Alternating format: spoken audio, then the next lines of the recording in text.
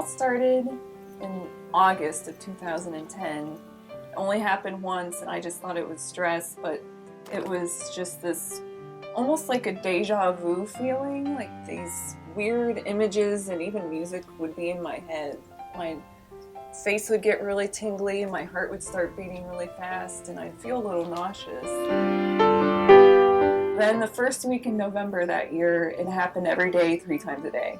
Kari came to me as a young lady, and she'd had a seizure, and she was seen by a physician who ordered an MRI, and she said, "Oh my God." She was told, you know, your life is over, you have a malignant brain tumor, and it's in your dominant language area, and this is unresectable, and you're just gonna die.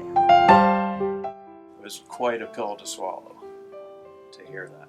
So, didn't know what was gonna happen as far as treatment or what it really meant. We just knew it was bad news that you don't want to hear. He actually showed us the MRI showing, and he didn't even have to point to what it was. It's pretty clear on the MRI as to what everybody was talking about. Do you think, is she going to last today? Is it going to be a week, a month? I mean, is it treatable?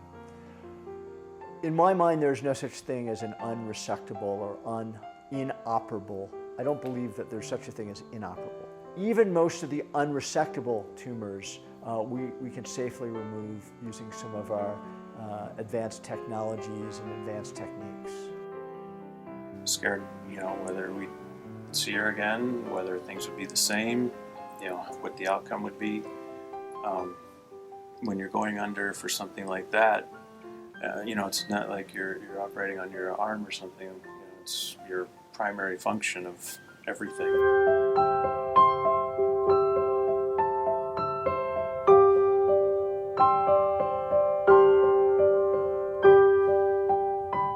It was actually fairly quick that I was right back into my swing of things. Well, this is like...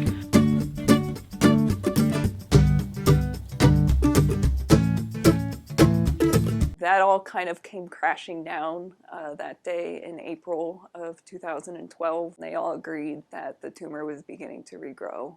It was just surreal. I was stunned. And of course I tried to stay positive the whole time, but as anybody would, you know, it's just, it was tough. It was tough. And I didn't want to have to go through that again. None of it. We thought we'd gotten all the tumor that was obvious. The post-op imaging looked terrific. We were very pleased. It looked like we'd gotten all the abnormal tissue out, but there's always microscopic disease.